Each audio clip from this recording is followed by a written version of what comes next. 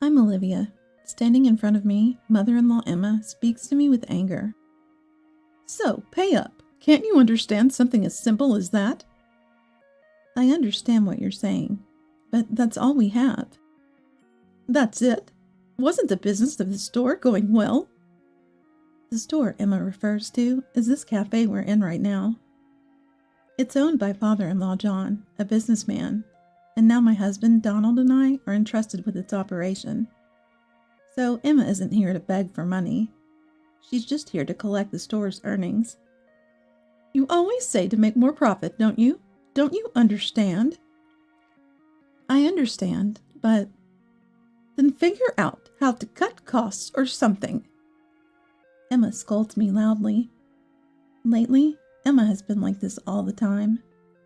Every time we meet, it's all about money. She shows no concern for the customers. When did she start acting like this? I sigh. At that moment, Emma says to me, "Why are you sighing? Is my talk that boring to you?" "No, not really." "I've known you since you were little, but you really are a hopeless child no matter your age." "I'm sorry." "Maybe I should just return you." Emma snorts with disdain. Such an unpleasant person. I wonder where she changed, as I remember the first time I met Emma. I first met Emma when I was in kindergarten. It was when I was playing with Donald, who is now my husband, and a childhood friend from that time. "Hello, thank you for always playing with Donald." That's how kindly she greeted me, and I remember it as our first meeting. After that, I started visiting Donald's house, and we went to the cafe run by Donald's grandfather. His grandfather was kind, and whenever I visited the cafe, he would serve homemade treats. Pancakes, cookies, and other items from the cafe were especially delicious. I got hooked on these treats and started playing with Donald almost every day. I frequented his grandfather's cafe so much that eventually my parents went to greet him. Donald's grandfather was smiling, but my parents were apologetic. I'm not sure what happened next, as I was a child, but it's certain that we became close. I realized this when I ate a sandwich served at the cafe. The bread of the sandwich was from the bakery run by my parents. "This is Dad's bread." When I murmured this, Donald's grandfather smiled. In short, the relationship between me and Donald led to a business transaction between the stores. This was quite a surprise. As time went on, I became a middle school student and officially started dating Donald. And so we grew up, and here we are today. Donald and I have been together since childhood, so we have countless happy memories. Not just at the cafe, but innumerable other memories too. However, that doesn't mean there aren't sad memories. The story is from when we were in middle school. Donald's grandfather, who was sick, passed away. Donald sobbing at his grandfather's funeral, and me comforting him. That's how we started dating. Anyway, without Donald's grandfather, our relationship would have been different. We wouldn't have played together, and I doubt we would have dated. In any case, I owe a lot to Donald's grandfather. In fact, he was quite a successful businessman. He was always at the cafe, but he also ran other food and beverage establishments. I only found out about this much later. Besides the cafe, Donald's grandfather had managed a family restaurant and a bar. And it was Donald's dad, my father-in-law John, who took over the management. So it's not like John made the effort, nor was it because of Emma's support. It was all thanks to Donald's excellent grandfather. That's not to say John didn't make any effort. He did work on cost reduction and improving flavors, and tried to make necessary improvements. Still, compared to national change, there's room for improvement. But perhaps because our town is in a rural area with almost no rival eateries, John manages well enough. I could see that after graduating high school and working for a major corporation. Donald, who learned business know-how from his grandfather, thinks the same. Yet Emma doesn't understand this at all. John doesn't seem to grasp it either, acting superior in front of us. Resting on the status granted by Donald's grandfather, they act arrogantly. If they become complacent, they'll eventually fail. That's why we're cautious with our management, not overly cutting expenses. Yet for Emma to scold us when the profits aren't soaring, that's ridiculous. Thinking about this, I sighed inwardly and glanced at Emma. What now? Still unsatisfied? Emma glared at me. No, nothing. Well, whatever. Just make sure you bring in more profit next month. Yes. And make sure to tell Donald, too. Emma left these words and went out. After a while, Donald, who had been out shopping, returned. I'm back, Olivia. Something happened? No, nothing. Just Emma was here. Mom? Yeah, got scolded again about making profits. Again? She should worry about her own sister's store instead. Donald sighed. By the way, Donald has a sister named Ava. Ava, John's daughter, manages the family restaurant, which seems to be quite profitable. But everything about our cafe is different. The family restaurant is in a prime location and has many student and office worker customers. On the other hand, our cafe is tucked away in a corner of a shopping district. Our clientele is mostly older folks and housewives who visit the district. The per customer spend is low, and the turnover rate isn't great. While we have many regulars, it's true that it's hard to increase sales significantly. The bar John directly runs is also well located. It's in a bustling area with hardly any competitors. Well, even if we're not doing as well as my sister or dad's places, we still need to make some profit. Donald murmurs with a sigh. Yeah, should we try a campaign or something? That's an idea. Let's try something. Donald agrees, but it's clear he doesn't have a good idea. I thought about it too, but couldn't come up with anything great. Time flies while we're figuring this out. Before we know it, the month changes, and Emma comes to visit us again. How did this month go? Emma looks at me with a piercing gaze. It was okay this month too. How much? Just this much. I showed Emma the accounts recorded on the computer. At that moment, Emma's eyes widened. Huh? It's almost the same as last month. Well, what have you been doing? What? Emma yells at me. That's when it happened. Donald steps between Emma and me. Stop it, Mom. It's not Olivia's fault. Why are you defending such a useless person? Of course I am. Olivia's not our employee, but also my precious wife. Donald's words made me happy, but Emma seemed concerned about something else. Frowning, she pointed at me and said, Wait, your wife is an employee?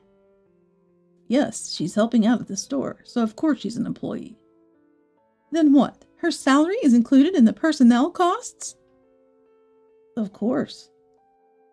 I see. Now I understand why the profits are low. Emma smirks. Pointing at the account, she orders, Donald, cut down on personnel costs. Huh? No need to pay your wife. Helping your husband is a wife's duty. I thought that was an illegal business practice, but Donald retorted unhappily. That's ridiculous. It's absurd to work without pay. Can't make a profit but takes a salary.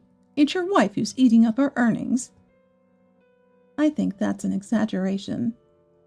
Besides, if I didn't help out, they'd have to hire someone else. That would mean paying someone else the same or more than what I'm getting. In other words, we can't reduce personnel costs any further. But Emma was seriously unfolding her logic. A wife is just a free employee. Paying her a salary is laughable. That's where you're wrong, Mom. This wife was supposed to be non-earning, and now she's eating up our earnings. Look. Quiet, Donald. This wife should be returned. That's it. I'll make her parents take responsibility. With that, Emma grabbed my hand. Hey, Emma. Quiet. I'm taking you back to your parents right now. Emma pulled me out of the store. Outside, John was in his car. What's going on, Emma? Emma addressed John, saying, This woman has been skimming our earnings. What? John tilted his head in confusion, but Emma ignored him, got into the car, and forcibly pulled me in. Drive to this woman's parents' house right now. Okay, but what's going on? John started the car. Soon after, Donald, who had locked up the store, emerged from the back and tried to catch up, but he couldn't keep up with the moving car. Ultimately, I was left with no choice but to go to my parents' house with John and Emma. Shortly after driving off, John asked Emma, What happened? The cafe's profit was low because this woman was getting paid. What? Didn't you say a wife should work for free? I was completely fooled. Instead of being a non-earning wife, she's been taking our earnings. What a woman. It seemed to me that I was not at fault, but in their eyes, I was the guilty one. I was speechless with amazement. While I pondered what to do, Emma said, So we're returning this wife. We'll make her parents take responsibility for the lost earnings. Great idea. Let's go right away. We shouldn't have married a daughter from a failing bakery.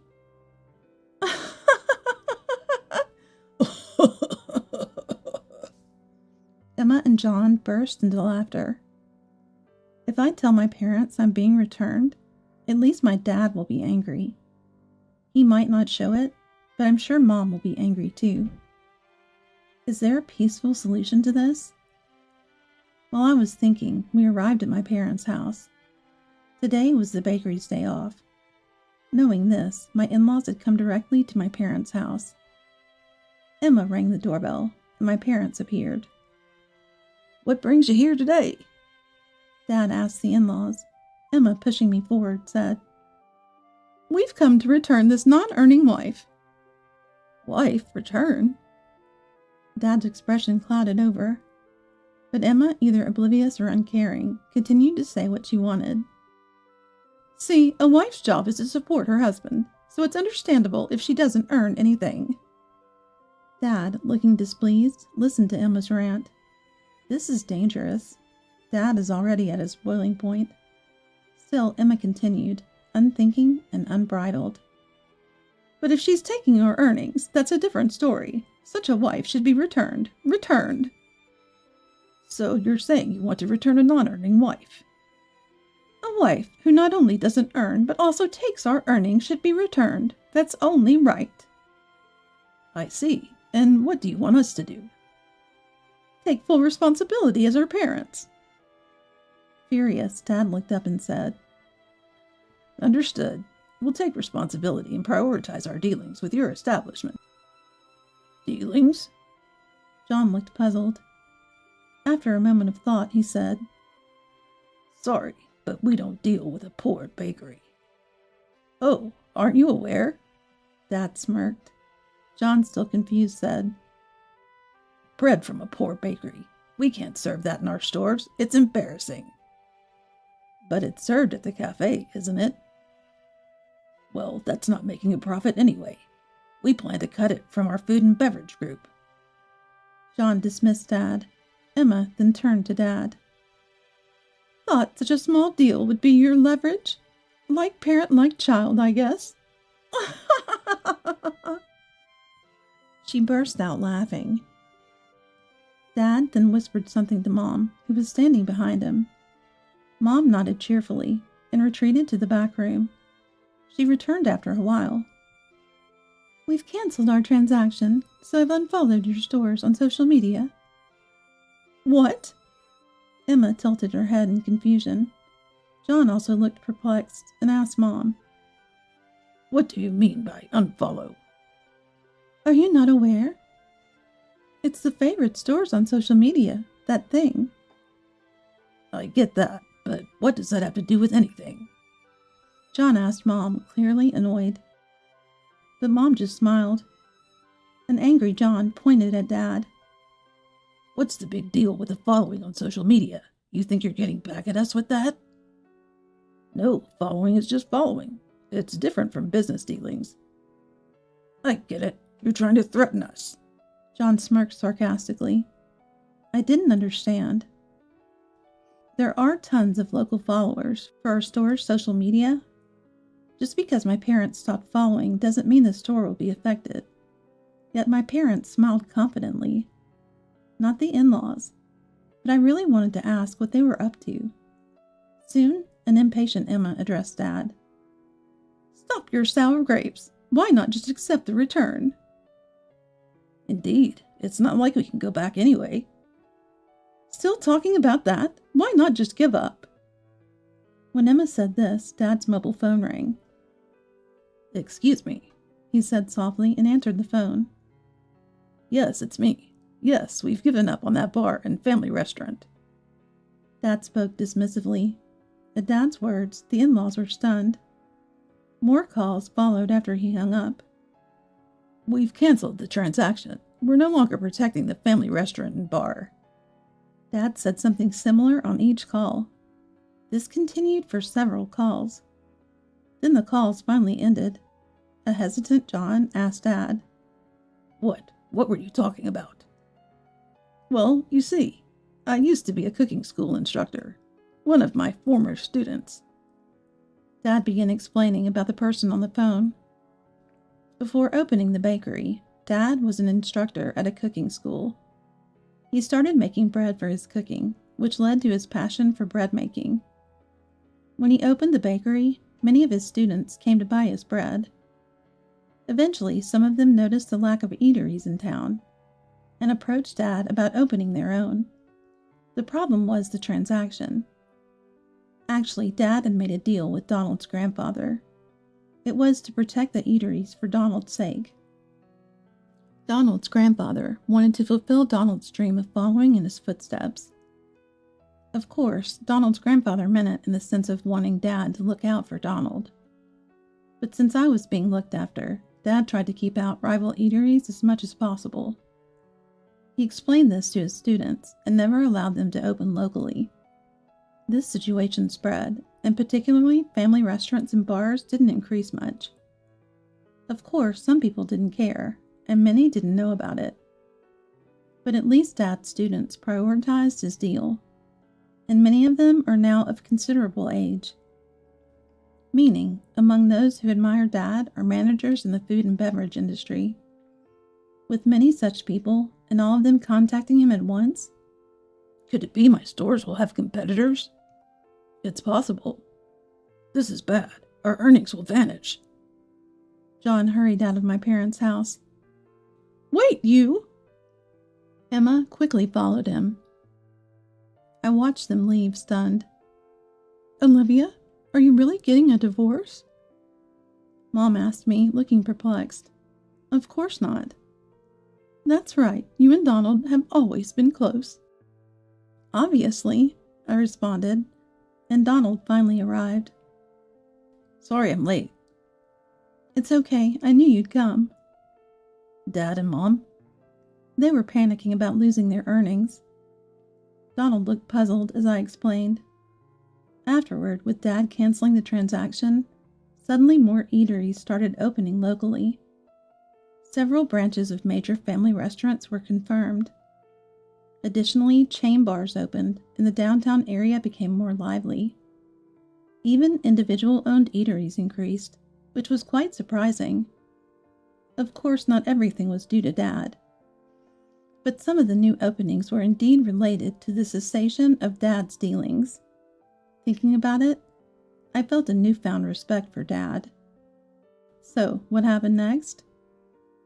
As you might expect, the family restaurant Ava was managing quickly found itself in financial trouble. Despite efforts to turn things around, it seems that John and Ava lacked the necessary management skills. Soon the restaurant closed down. The same fate befell the bar. Unable to compete in pricing and service, it went bankrupt rather quickly. In the end, John had to let go of all the businesses inherited from Donald's grandfather. Now the in-laws and Ava are working together in a newly opened family restaurant. In a way, it's good that they're still able to work in the family restaurant business. Meanwhile, our cafe remained as it was. We spoke with the company that bought out John's businesses and decided to buy the cafe business for ourselves. It helped that the director of the company, who was expanding into the food and beverage sector, was one of Dad's former students. Negotiations went smoothly, and we were able to easily make it our own shop. Indeed, more rival stores have opened. However, this also means the town has become livelier. In other words, we've seen an increase in customers coming to our cafe. Additionally, some eateries appreciate our cafe. They use the bread we couldn't get for our place. They speak highly of Dad's bakery and our cafe. This person is probably another of Dad's students. Thinking about it, I even start to wonder if the deal Dad supposedly ended is actually still ongoing. While feeling grateful to Dad, I continue working in our beloved cafe, filled with memories and cherished people.